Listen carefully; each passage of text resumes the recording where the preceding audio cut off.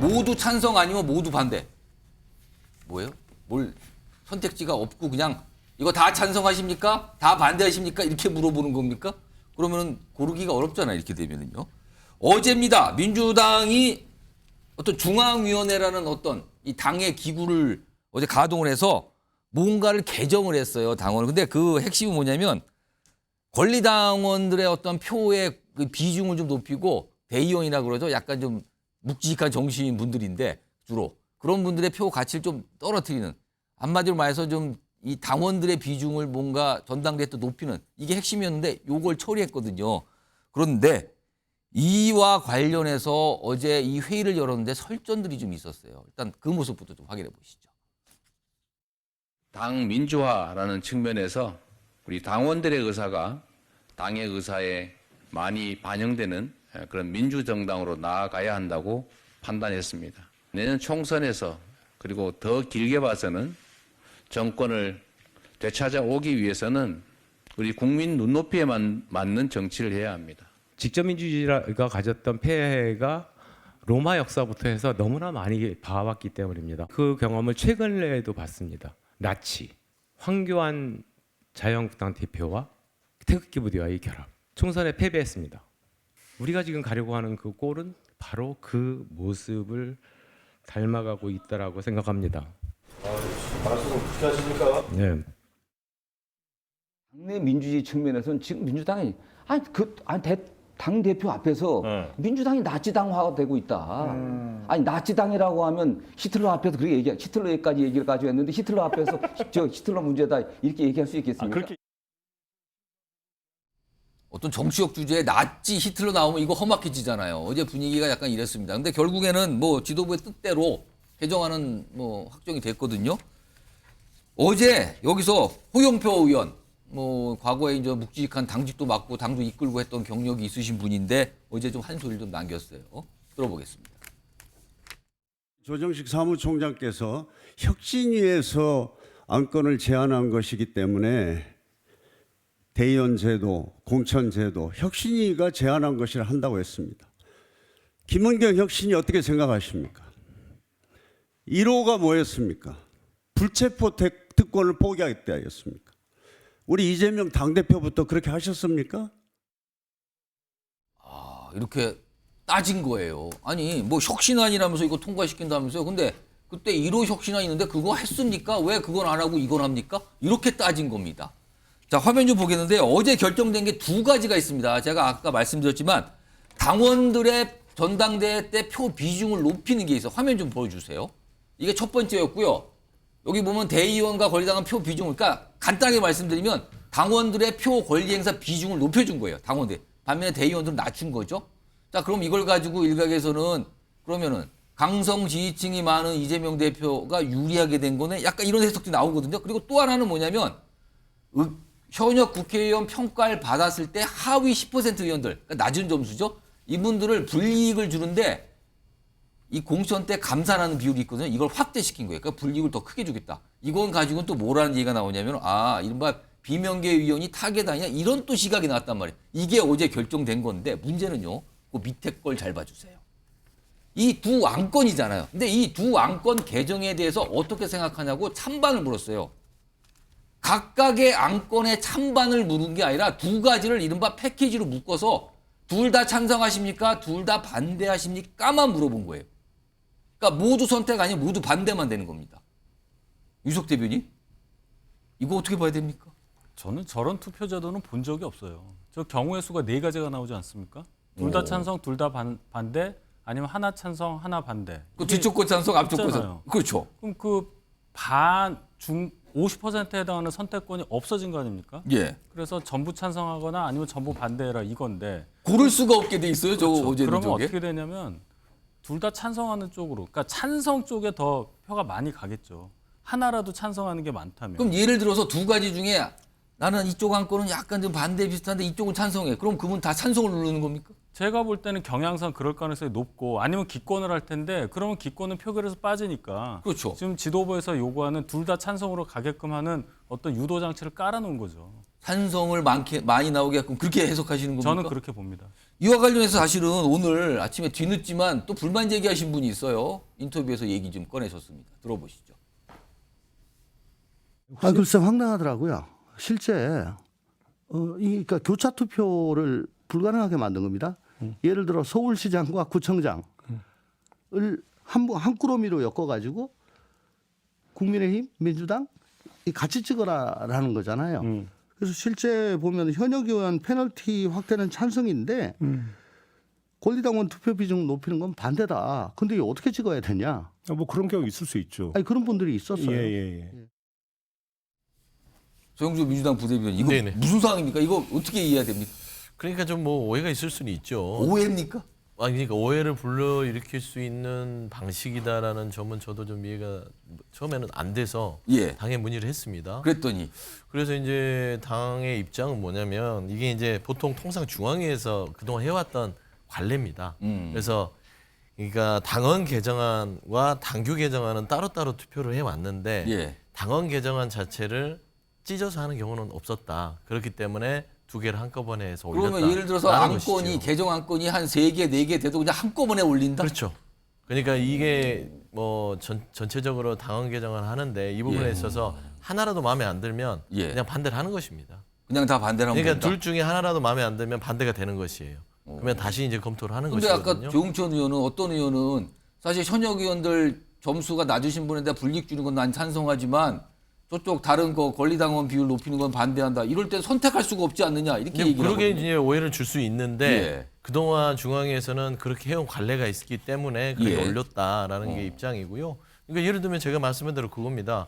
둘 중에 하나라도 마음에 안 들면 반대를 던지면 그 안건이 반대가 되는 거예요. 근데 그 중에 그냥 강제할 수는 골라서, 없는 것이죠. 골라서 하나를 좀 찬성해서 통과시키고 싶으신 분이 있을 거 아니에요. 그렇죠. 그건 선택이죠. 그건 관철이 안 되잖아요, 그러면. 두 가지 중에 하나가 반대고 하나가 찬성일 때 예. 그 비경량을 했을 때 예. 내가 이거를 이 부분은 꼭 이거를 감내하고라도 찬성하고 싶다면 찬성을 하는 것이고 예. 이 부분은 내가 이거를 찬성을 하고 싶지만 이건 반드시 반대하겠다 하면 반대를 하는 것이고요. 뭐 그렇게 이해하시면 될 것 같아요. 윤희석 대변인이 이거는 뭔가 의도한 꼼수다. 꼼수가 아니라 관행이다 이 아니 말씀인가요? 그게 아니라 그동안 그렇게 해왔다고 해석을 하니까요. 옆에서 지금 박원석 의원이 빙그레 웃으시는데 말씀하시죠. 아니, 그러니까 일반적인 안건 상정 방식은 아니고요. 만약 중앙위원회 안건 상정을 민주당은 계속 그렇게 해왔다면 굉장히 비민주적인 안건 상정 지금까지 그렇게 했다고 지금 아니 설명해 그런 주시죠. 경우에 관례가 있었다. 유지해온 거고요. 제가 보기에는 그러니까 현역 의원에 대한 감산폭을 확대하는 것에는 찬성 비중이 더 높았을 거고 전대 룰은 아직 먼 얘기고 예. 차기 지도부까지 현 지도부가 결정하려고 하냐 이 예. 반대가 중앙위원회에 상당히 있었던 걸로 알아요. 그래서 그걸 좀 어떻게 그냥 한꺼번에 통과시키려고 다소는 좀 변칙적인 안건 상정 방식을 취하는 게 아닌가 그러면 이른바 싶은데요. 끼워서 같이 투표시키다 이렇게 보시는 겁니까? 아니 근데 이제 저러면 안 되는 거죠. 사실은 그런 중요한 룰 변경 같은 경우에는 충분히 토론을 하고 예. 설사 그로 인해서 반대의 목소리가 많이 나오고 설사 부결이 되더라도 예. 그 뭐 다시 나중에 추후에 논의하면 되잖아요. 전당대회 아직 멀었는데. 예. 그러니까 지금 이재명 대표가 당을 운영하는 방식이 지금 그 중앙위원회 안건 상정 방식처럼 예. 그런 어떤 막 이 꼼수 그리고 당내에 그 아주 다양한 의견과 토론을 충분히 보장하고 그런 가운데 정치력을 발휘하는 방식이 아닌 것에 대한 불만이 예. 계속 전 표출이 된 거고 어제 저 자리에서도 뭐 심지어 나치 얘기까지 나왔는데 그 예. 정도면은요 저거는 같이 당 못하는 거예요. 아니 같이 당을 하는 사람인데 지도부를 향해서 이거 나치. 나치라고 예. 얘기하면은 아니 더 이상 당 같이 못한다 이런 수준의 선언이라고 저는 봐요. 아무튼 저런 일이 있었어요. 지금 해명을 소영주 부대변인이 열심히 하셨는데 이 두 분은 소속 정당이 다르신 두 분은 반응이 영 좋지는 않아요. 이거 뭡니까? 지금 약간 이런 분위기고 오늘도 뭐 기사로 그런 방향으로 좀 다뤄졌어요. 아니, 저희도 당을 다 해봤잖아요. 예. 그러니까 중앙위원회나 전국위원회 같은데 안건을 어떻게 상정하는지 다 알거든요. 그렇죠. 저런 안건 상정 방식은 본 적이 없어요. 간혹 있습니다 민주당. 근데 의도를 봐야죠, 의도를. 예. 왜 이게 당장 그럼 언제 적용되는 룰인지를 보면은 총선 끝나고 나서 민주당 다음 당대표 뽑는 데 적용되는 거예요, 첫 번째 안건이. 그렇죠, 전당대회 때. 네, 그렇습니다. 그런데 그거를 지금 총선 앞두고 있는 의원들 목줄 지어지고 이재명 대표가 내 임기 끝나고 나서 또 당대표 하겠어라는 의도를 깔고 있는 그 안건이라는 거죠. 또 당대표 이게. 할 수 있다? 네. 왜냐하면은 이제 강성 지지자들이 있기 때문에 예. 그런 몇몇 대의원들이 아니라 그런 강성 예. 지지자들 딱 들어와서 스크럼 짜면 예. 중임할 수 있거든요. 그래서 그런 걸 계산해 두고 하니까 의원들이 진짜 너무하다. 이거는 하나는 다음번 전당대회를 위한 거고 하나는 이번 총선 공천을 위한 건데 예. 이거를 끼워 팔게 아니 민주당이 능력 되지 않습니까? 머리 좋은 분들이 있는데 왜 이거 나눠서 투표 못 합니까? 저기 전산 투표도 가능하고 표결도 예. 되고 근데 두 개 놓고 야 뭐 이런 식으로 하는 거 아. 네. 의도가 나쁘다. 그 말씀입니다. 무슨 뭐 중임, 연임 뭐 이런 것까지 약간 추정을 해주셨는데 뭐 아무튼 그랬습니다. 이게 뒷말이 나왔어요. 그래서 지금 아까 서영주 부대인은 조심스럽게 오해를 불러일으킬 수 있는 상황이다라고 이제 얘기를 하셨지만 아무튼 논란이 됐어요. 그런데요. 이런 가운데 사실 이재명 대표가 재판권이 참 많아요. 근데 오늘도 재판 출석했는데 오늘은 이거였어요. 백현동 개발 사건과 관련해서 국회에서 뭔가 발언을 했는데 이게 허위 발언 아니냐. 이게 논란이 되면서 재판이 된 게 있거든요. 오늘 그 재판에 출석을 했습니다. 화면 보시죠. 김용 부원장이 불법 정치자금 받은 혐의로 실형 선고 나왔는데 입장이 있으신가요? 김용 부원장 최측근의 입장에 변화 없으신가요? 김용 부원장 불법 정치자금 받은 사실 모르셨나요? 오늘 오후입니다. 재판에 출석했거든요. 근데요. 오늘 오후에 국회 본회의 열렸거든요. 서영주 부대변인. 네네. 이재명 대표는 오늘 본회의 참석 못한 겁니까? 저 재판 때문에. 재판 때문에 그렇습니다. 그럼 이게 이른바 얼마 전에 이낙연 전 대표가 일주일에 그렇게 자주 법원 가야 되는데 이거 뭐 당 업무나 총선 이거 제대로 되겠습니까? 이거 현실화된 겁니까? 그런 부분? 뭐 초반에는 좀 정치적 부담이 있겠죠. 사법 이런 재판 때문에요. 예. 그거는 뭐 감내를 해야 될 부분인 건 같고요. 근데 뭐 총선을 못 치를 정도는 아닌 것 같습니다. 뭐 총선이라는 게 뭐 4월인데요. 예. 뭐 1월, 2월 지금 이제 12월이기 때문에 갈수록 재판은 좀 줄어들 거고요. 횟수가요. 그래서 그런 부분에서 총선을 칠 수 있느냐까지는 조금 뭐 과도한 그러나 이 네, 국회 주장은 출석하는 부분은 좀 방해를 받는 거군요. 방해는 장애를 받는. 받았다는 것은 부인할 수 없는 사실이고요. 그래서 그런 부분에 있어서는 좀 그런 정치적 부담이 있다. 하지만 뭐 이낙연 전 대표가 얘기하셨듯이 지도부로서의 어떤 뭐 사퇴 여부, 뭐 용퇴 여부 결단 이거는 좀 과한 해석인 것 같아서요. 뭐 일단 좀 지켜보시죠. 알겠습니다. 유석 대변인은 어떻게 보세요? 이걸 국회 본회의 사실은 오늘 국회 본회의가 민주당 입장에서 굉장히 중요한 표결들이 그렇죠. 있었던 날이거든요. 근데 참석을 할 수가 없었던 거죠 오늘. 그렇죠. 제일 중요한 게 예를 들어서 그 제2요구권, 대통령의 제2요구권에 따라서 방송상법 등에 대해서 제2요구가 있었잖아요. 예. 국회 그러니까 출석을 3분의 2의 찬성을 얻어야 되니까 이재명 대표 반드시 참석해서 한 표라도 더 보태야 되는 상황이었는데 민주당 입장에서 한 표가 아쉬운 날이었단 말이에요. 그 당의 당대표가 못 나왔어요. 그러면 이거 자체로 당대표 기능을 못 하는 겁니다. 이낙연 대표가 어떤 본인의 정치적인 어떤 이익을 위해서 이재명 대표 사퇴 여부를 공론을 모아 결정해야 한다 이렇게 얘기를 했지만 예. 그게 꼭 본인의 정치적 이익만을 생각한 게 아니라는 게 바로 이 지점입니다. 민주당이 제대로 기능을 하려면 당대표가 국회에서 뭔가를 활동을 해야 되는데 가장 중요한 표결인데 정작 자기 재판 때문에 못 나온다. 이걸 어느 국민들이 곱게 봐주겠습니까? 두 분 이렇게 막 보시면서 서로 이렇게 오늘도 긴장이 언제부터 이렇게 팽팽히 좀 오고 있어요. 걱정이 지금요. 네. 분위기가 그렇습니다. 아무튼 이렇고요. 오늘 국회 출석을 안 되고 이제 법원에 간 거죠. 그런데 이 재판을 받게 된 이 문제 논란의 발언이 이게 벌써 몇 년 됐군요. 2021년 10월이니까요. 당시 국회 국정감사장이었거든요. 들어보겠습니다. 그 발언. 국토부가 요청해서 한 일이고 공공기관 이전 특별법에 따라서 저희가 응할 수밖에 없는 그런 상황입니다. 국토부 장관이 도시관리계획 이거 변경 요구하면은 지방자치단체장은 반영해야 된다. 의무조항을 만들어놨습니다. 그러니까 저런 류의 발언이 좀 있었는데 저게 논란이 된 거예요. 그러니까 국토부가 뭐 압박을 해서 어쩔 수 없이 했다. 이건데 이게 지금 허위 발언 아니냐 이런 게 문제가 돼서 지금 재판이 진행 중인데 이와 관련해서요. 화면 좀 있겠습니다. 화면 좀 보시죠. 국토부가 백현동 용도변경 압박했다. 이 발언이 논란이 된 건데 핵심은 이건데 지난 10월부터 재판이 진행됐잖아요. 그때 당시에 이재명 대표 측에서는 이거 국토부가 압박했다고 이재명 대표가 얘기한 거 이거 허위사실 얘기한 거 아니다. 허위사실 아니라는 부분을 강조합니다. 근데요. 오늘은요. 재판 중에 만일 허위사실이어도 법에 따라 처벌 안 받는다. 결이 달라졌어요. 지금. 허위사실이 아니라고 강력히 주장하던 입장에서 지금은 그게 허위사실이어도 법에 따라 국회에서 한 발언이니까 문제가 안 된다. 증인감정법에 따라서 보호받는 발언이었다. 문제 안 된다. 이거거든요. 반면에 이제 검찰은 좀 다르게 생각합니다. 검찰 쪽에서는요. 이 법, 그러니까 국회 증언감정법이라는 거는 자유로운 증언을 담보하는 거지 범죄 행위까지 담보하는 거, 이것까지 보여주는 거 아니다. 이렇게 좀 오늘 반박을 했다 그래요. 김희정 전 장관. 네. 이거 어떻게 된 거죠? 상황이 그럼?